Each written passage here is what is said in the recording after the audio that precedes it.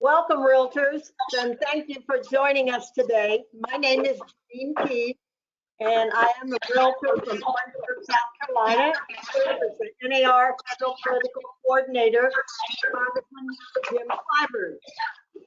Congressman Clyburn has been in the House since 1993, and he is in the leadership team, actually serving as majority at this present time. Recently, he was named by House Speaker Pelosi as the chair of the bipartisan House Select Committee on the Coronavirus Crisis. And we're proud of his appointment to that. Congressman Clyburn is a friend, is a neighbor, and thank you so much for being with us today, Congressman. Well, thank you very much for having me, and thank you so much for your friendship over the years and for the great support that you have given me and my family over the years. I thank you so much for that. And that's to all of the members of the Realtors Association that may be tuned in today. Thank you guys for all that you've done to assist not just me personally, but this state and this nation. Let me begin my comments today by sharing with you what I feel to be very, very important as we look upon efforts to recover from what I consider to be maybe the most catastrophic event that we've experienced in this country in at least a century. Most people know that I've studied history pretty much all of my life. I used to teach it, and I still just spend time doing as much research as I possibly can, trying to let history instruct me as I carry out my duties and responsibilities to the people of South Carolina. And as history instructs, we have to be very, very careful with how we put together efforts to recover from this pandemic. One of the reasons that Nancy Pelosi set up this so-called select committee was for us to make sure that we spend out all of the appropriated funds in an efficient, effective, and equitable manner. We're patterning this committee after the committee set up back in 1941, when the United States Senate set up a committee that was chaired by then the junior senator from Missouri, Harry Truman. They looked back to what happened after World War I, which completed the year before this outbreak of the Spanish flu. And what happened was 116 committees that were set up to take a look at the things that happened that should not have happened, and things that did not happen that should have happened after World War I. 116 committees. Harry Truman went to the Senate and said, if we are proactive with one committee before being to act in a proactive manner, that the chances are that one committee can do the work of what was 116 committees before. So that's what instructed us in doing this. And so one of the things we have to do is to make sure the people in your profession get treated the way they ought to. That's what equity means. Not just be efficient and effective, but be equitable in how we meet out the funds. I don't know of any industry that contributes more directly to immediate, or I would like to say, well, wealth creation for moderate income people who do not play the stock market, but who invest in their communities by purchasing a home, That is a real solid way to create wealth.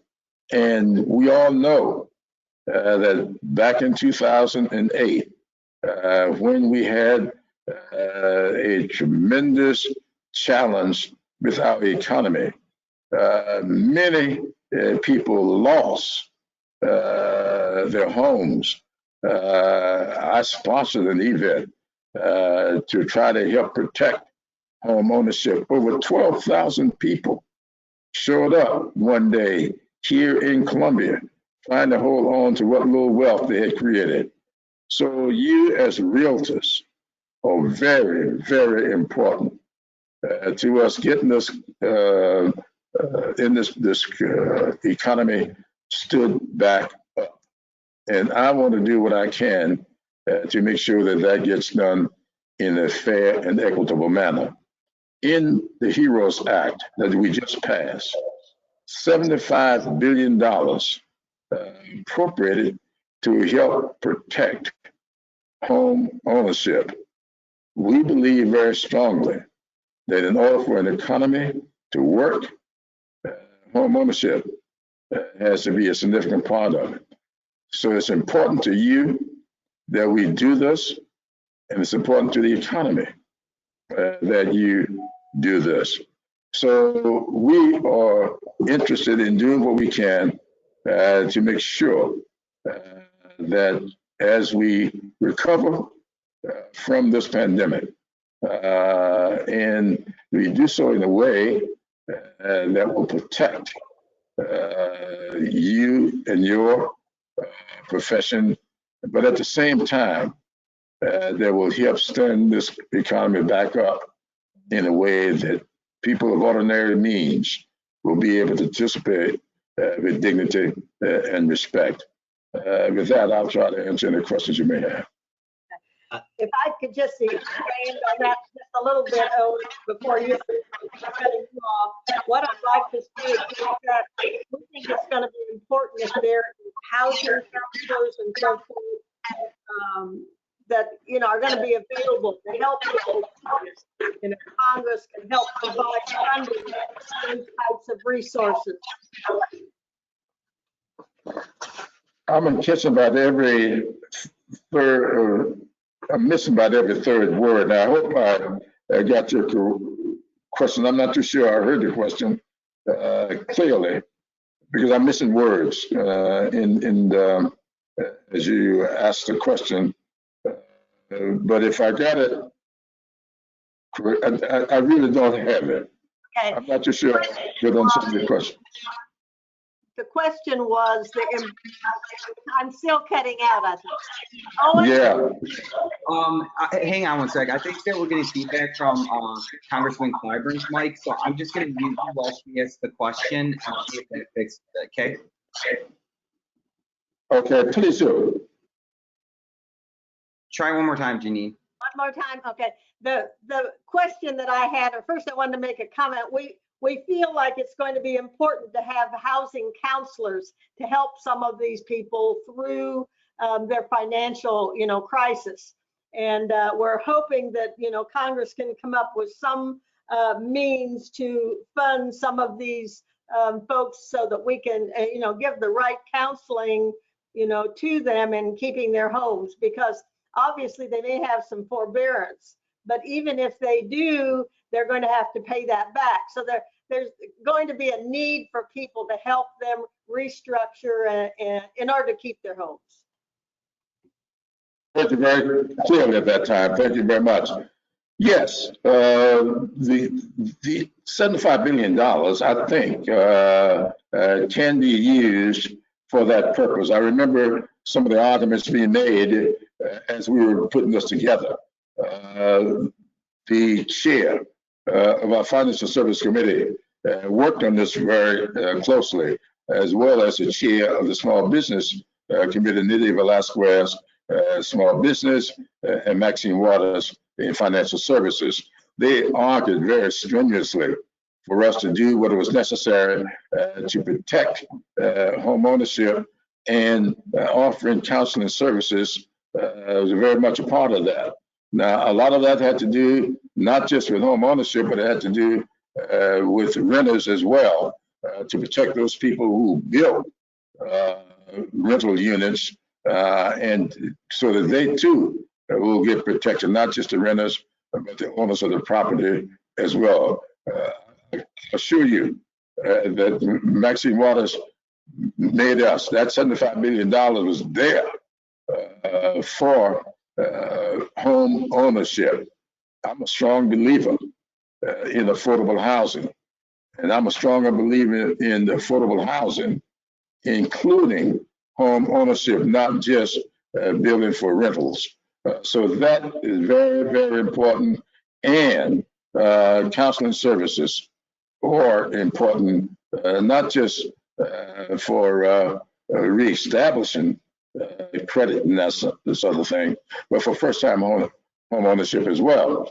A lot of people don't realize within my background, before I ever came to Congress, I used to run the South Carolina Commission for Farm Workers, and a significant part of that program was what we call 504 housing in rural, low country South Carolina.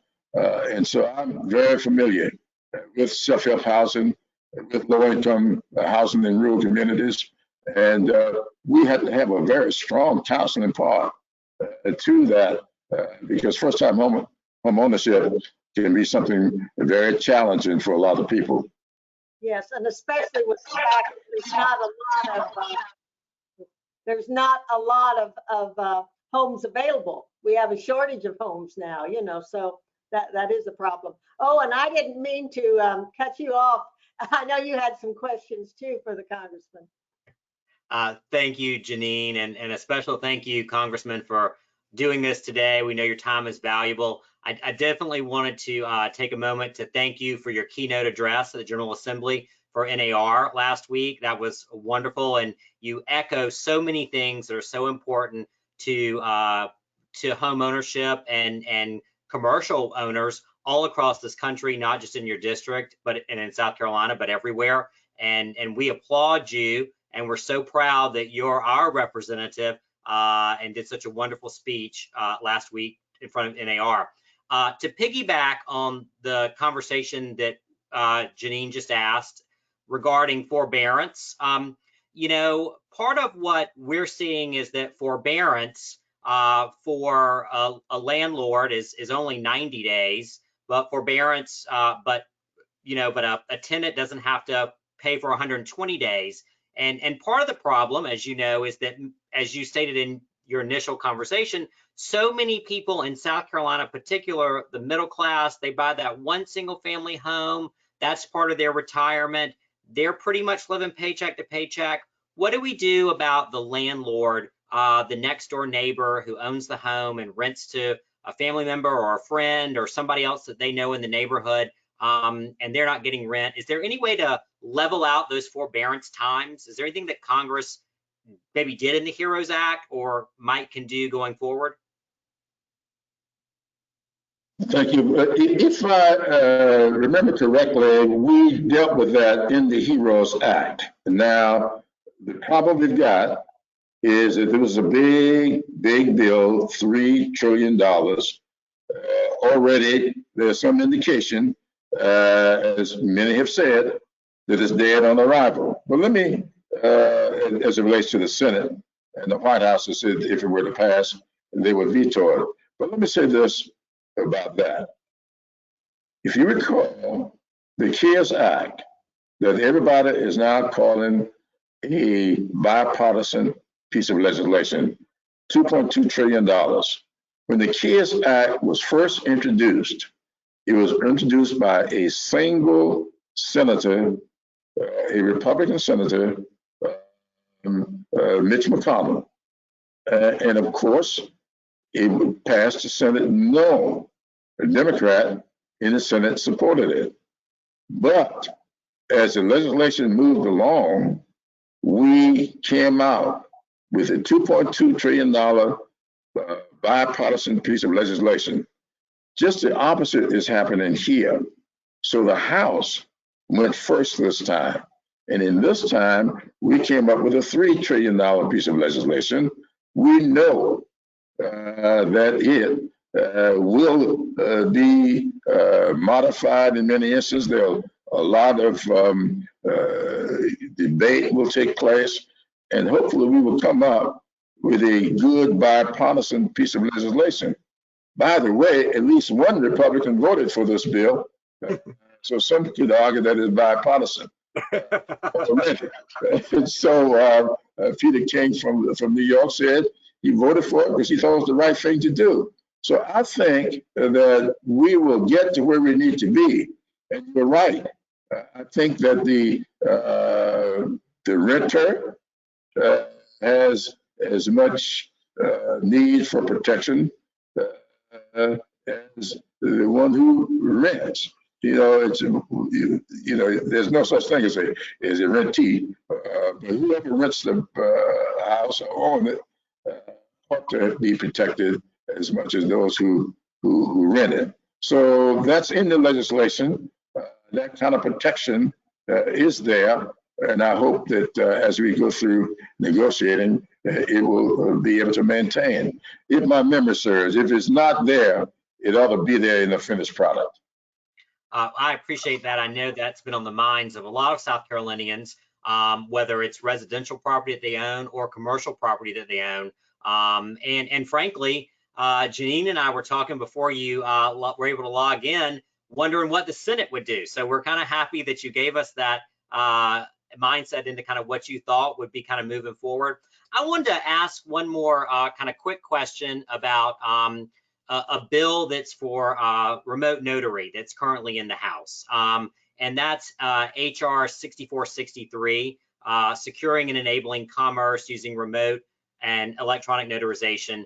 We see this as realtors, obviously, as a critical piece of legislation. We're very concerned about, should something like this happen again in the fall, that we have the ability to keep real estate moving, keep things functioning. And we see remote notary as a key way to ensure that business doesn't come to a screeching halt. Is there any way to get this in the HEROES Act that passed, or is it there, or is this some legislation that you feel that we're going to see again and maybe can get passed? We've tried in the South Carolina General Assembly, but have been unable. And that's been one of our agenda items for some time now. And so now we're looking to the federal government, and we're looking to the House and the Senate. Yeah. Well, thank you for that. I think that you've got two pieces of legislation, one piece in the Senate, if my memory serves, and in the House. And I think it's a good chance that I don't know if these two pieces of legislation are exact or not, but the whole concept ought to be able to get included in the HEROES Act in the final analysis. So I will certainly keep both those bills in mind.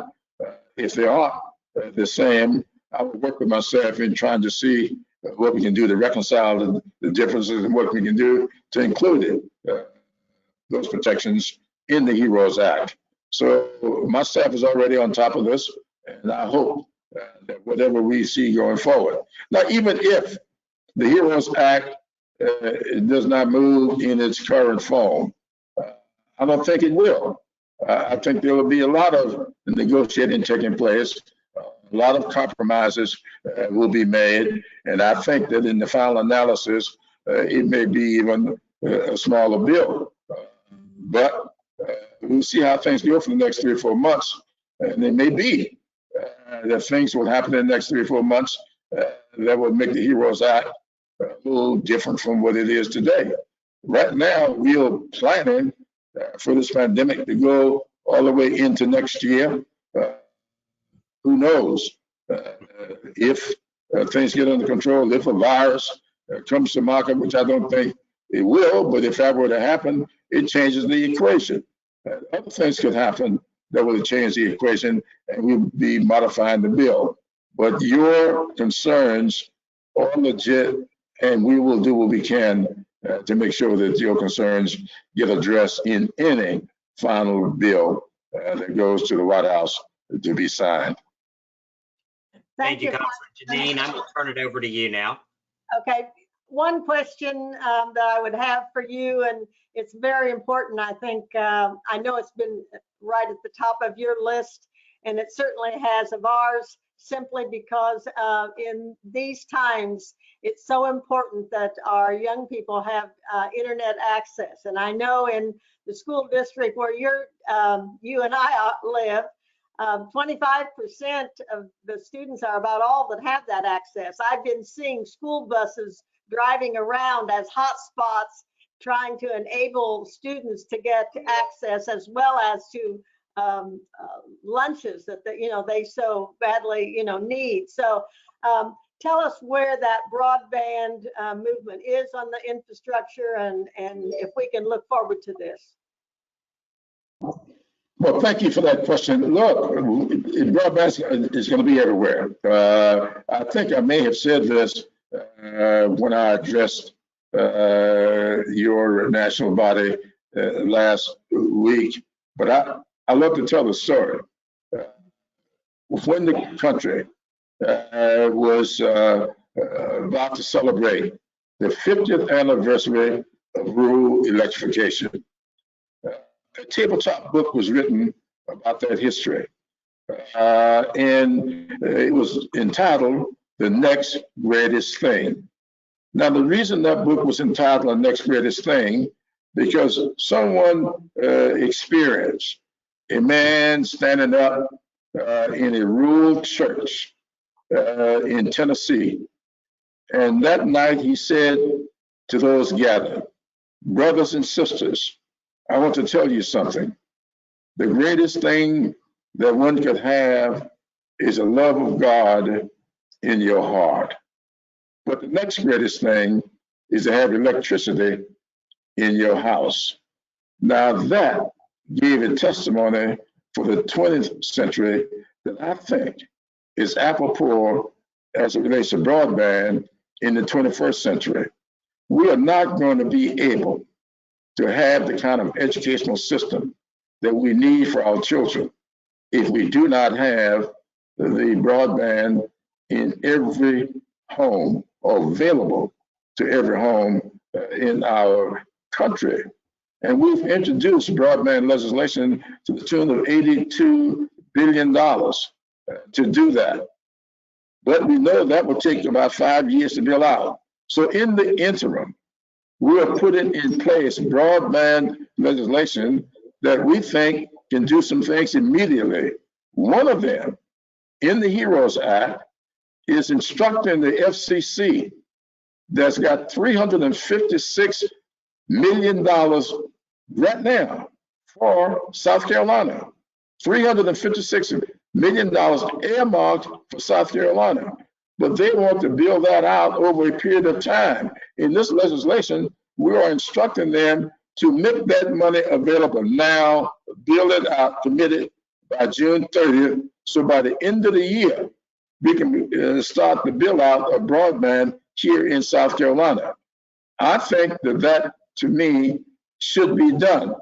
And while I'm speaking on it, in our community, you and I are members of Tri-County Electric Co-op. They have just announced a $50 million commitment for fiber optic throughout their whole customer base. That is Orangeburg County, Calhoun County, parts of Richland, and Kershaw counties. I think that's the kind of thing that we need to do throughout South Carolina. And I also want to congratulate, I think there are 9 other co-ops that have signed a letter to the FCC supporting my legislation to do that. So broadband is going to be important to education, but it's also going to be important to health. Absolutely. Telehealth has got to be important. We're not going to be able to keep these rural hospitals open. We've already closed 4 of them. And the other hospitals are going to be much more effective if they all have broadband throughout their service areas. That is what we need to do. And as it relates to this pandemic, we know that the 4 most important things that you can have for the pandemic are testing, tracing, isolation, and treatment.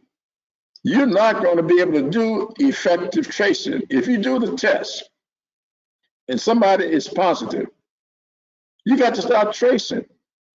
And you're not going to do tracing effectively unless you got broadband. So broadband is big, and I'm all for it.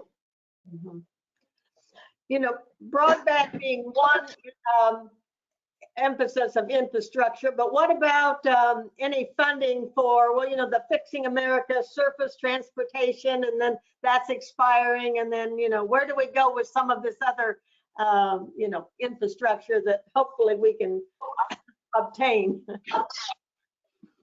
Well, as you know, you may know, back when we first started talking about what to do about this big, we started out saying $1 trillion infrastructure package. The president says it probably ought to be $2 trillion.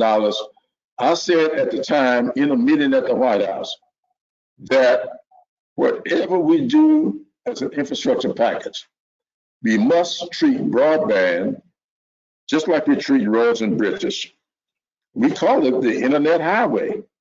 So if you're going to call it that, let's act it out.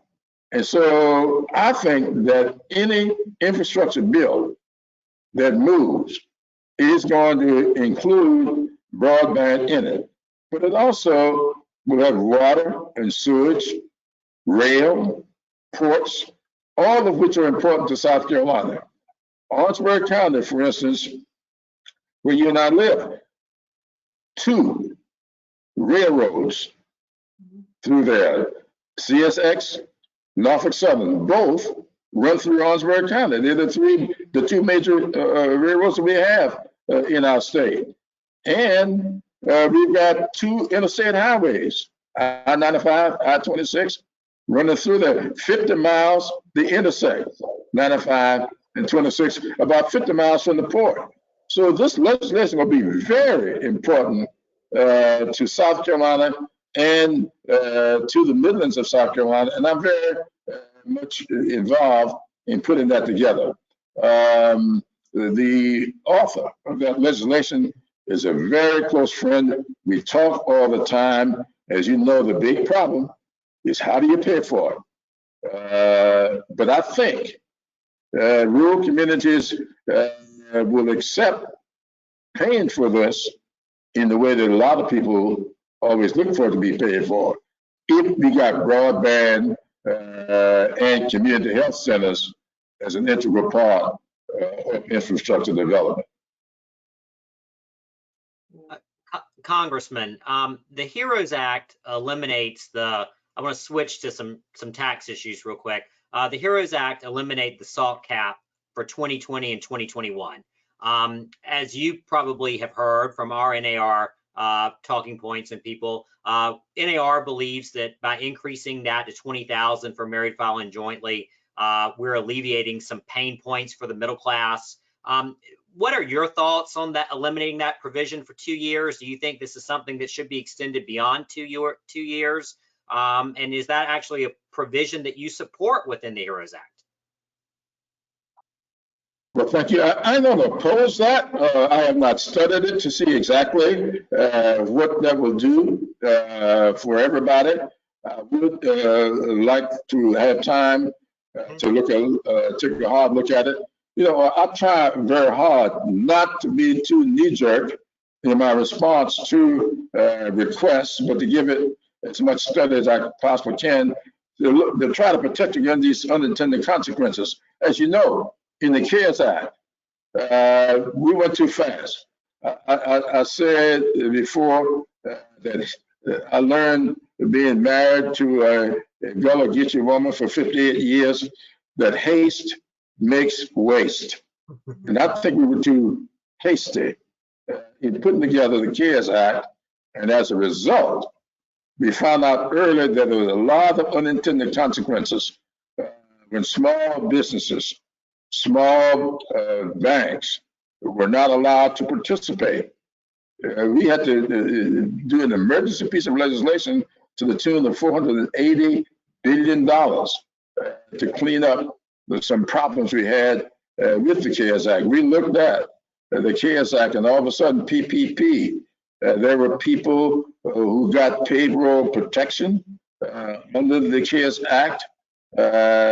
One company capitalized at $25 million, public corporation, over 800 employees, got $10 million.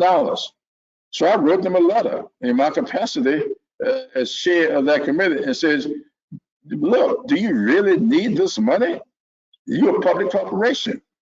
They immediately sent the $10 million back so that we could keep some small businesses like those on the Main Street, down Treadwell, and other streets really in Orangeburg, here in Columbia, keep some of these small businesses open. So I'll be taking a look at that proposal, and hopefully my staff will do the kind of research and the kind of projections so that we can make sure that we do it in such a way that we don't develop a lot of unintended consequences going forward. But I certainly don't oppose it. Thank you, Clyburn.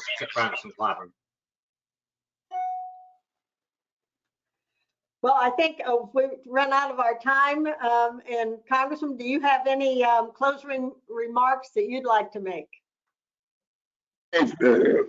Thank you. Let me first of all thank you all for all that you do. I really, really feel strongly that we will overcome that which we are currently faced. But we all have to keep in mind, as I was telling the group the other day, when I was growing up over in Sumter, we used to do the Pledge of Allegiance every morning in school. And I remember when we changed the pledge, I think it was 1954, to insert the two words under God in the Pledge of Allegiance. That pledge has been modified many times over the years, but it's always had a closing phrase, with liberty and justice for all. That to me is my vision of the country. My vision is to do what is necessary for this country to live out that vision of providing liberty and justice for all.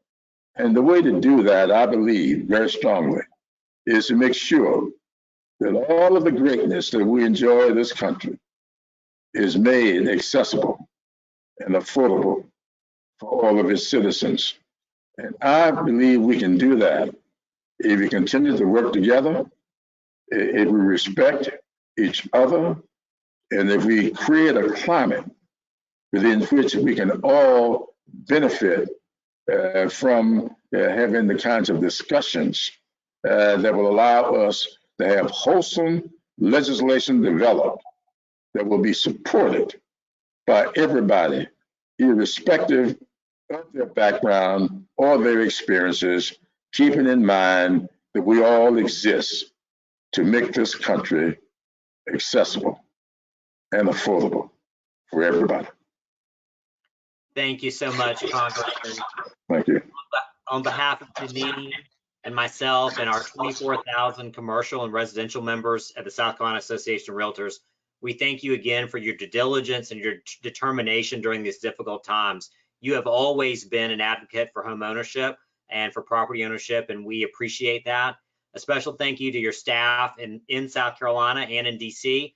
They keep us involved, and that is so key to keep us as part of the conversation so that we can be there and work with you. And the one thing that we know as realtors in South Carolina is you have our back. And please know that your leadership is so greatly appreciated. And a special thank you to everyone who's tuned in today. Congressman, just so you know, we typically only have 125 people able to come up to DC during the week that we're there. By streaming these meetings, we're open to all 24,000 members in South Carolina. And so we hope that everyone had a wonderful introduction today that may not have known you in the past, and will understand why we think so highly of you, and we're so proud to have you as our representative. Thank you very much. Thank you, Congressman. Thank you very much, and thank you, Jeannine. I really enjoy your friendship, and thank you so much for being such a good, I might say, great neighbor. Thank you. Thank you. Everyone watching, please have a nice afternoon, and we hope to see you again soon. Thank you very much.